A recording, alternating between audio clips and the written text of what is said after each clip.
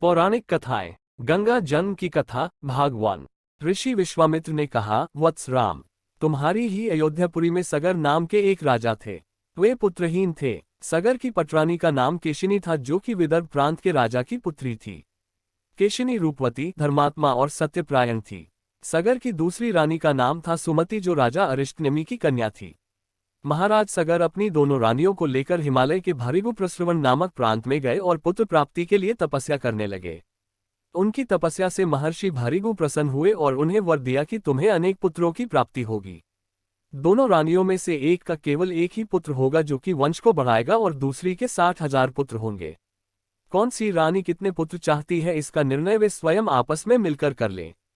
केशिनी ने वंश को बढ़ाने वाले एक पुत्र की कामना की और गरुड़ की भगिनी सुमति ने 60,000 बलवान पुत्रों की। कुछ काल के पश्चात रानी केशिनी ने असमना नामक पुत्र को जन्म दिया। रानी सुमति के गर्भ से एक तुम्बा निकला, जिसे फोड़ने पर छोटे छोटे 60,000 पुत्र निकले। उन सबका पालन पोषण घी के घड़ों में रखकर किया गया।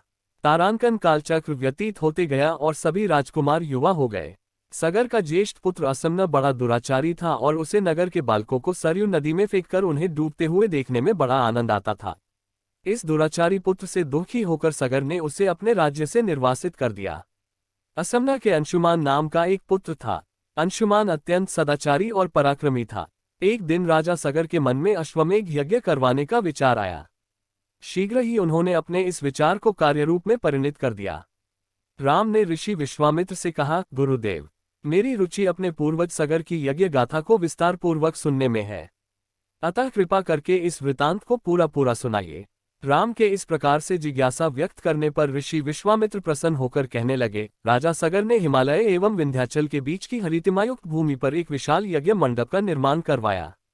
फिर अश्वमेघ यज्ञ के लिए श्यामकर्ण घोड़ा छोड़कर उसकी रक्षा के लिए पराक्रमी अंशुमान को सेना के साथ उसके पीछे पीछे भेज दिया।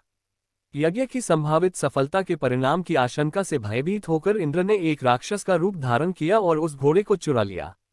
घोड़े की चोरी की सूचना पाकर सगर ने अपने 60,000 पुत्रों को आज्ञा दी कि घोड़ा चुराने वाले को पकड़कर या मारकर घोड़ा वापस लाओ। पूरी पृथ्वी में खोजने पर भी जब घोड़ा नहीं मिला तो इस आशंका से कि किसी ने घोड़े को तहखाने में न छुपा रखा हो, सगर के पुत्रों ने संपूर्ण पृथ्वी को खोदना आरंभ कर दिया। उनके इस कार्य से असंख्य भूमितल निवासी प्राणी मारे गए। खोदते खोदते वे पाताल तक जा पहुंचे। उनके इस नृशंस कृत्य के विषय में देवताओं ने ब्रह्मा जी को बताया तो ब्रह्मा जी ने कहा कि ये राजकुमार क्रोध एवं मद में अंधे होकर ऐसा कर रहे हैं। पृथ्वी की रक्षा कर दायित्व कपिल ऋषि पर है, इसलिए वे इस विषय में अवश्य ही कुछ न कुछ करेंगे। पूरी पृथ्वी को खोदने के बाद भी जब घोड़ा और उसको चुराने वाला चोर नहीं मिला तो निराश होकर राजकुमारों ने इसकी सूचना अपने पिता को दी। क्रुद्ध सगर ने आदेश दिया कि घोड़े को पाताल में जाकर ढूंढो। पाताल में घोड़े को खोजते खोजते वे सनातन वसुदेव कपिल के आश्रम में पहुंच गए। उन्होंने देखा कपिलदेव तपस्या में लीन है और उन्हीं के पास यज्ञ का वह घोड़ा बंधा हुआ है। उन्होंने कपिल मुनि को घोड़े का चोर समझकर उनके लिए अनेक दुर्वचन कहे और उन्हें मारने के लिए दौड़े। सगर के इन कुकृत्यों से कपिल मुनि की समाधि भंग हो गई। उन्होंने क्रुद्ध होकर सगर के उन सब पुत्रों को भस्म कर दिया। आशा करता हूं कि आप लोगों को ये कथा अच्छी लगी होगी। आगे की कथा अगले भाग में। जब तक आप हमारे चैनल को सब्सक्राइब कर लीजिए और बेल आइकन दबाना न भूलें। धन्यवाद।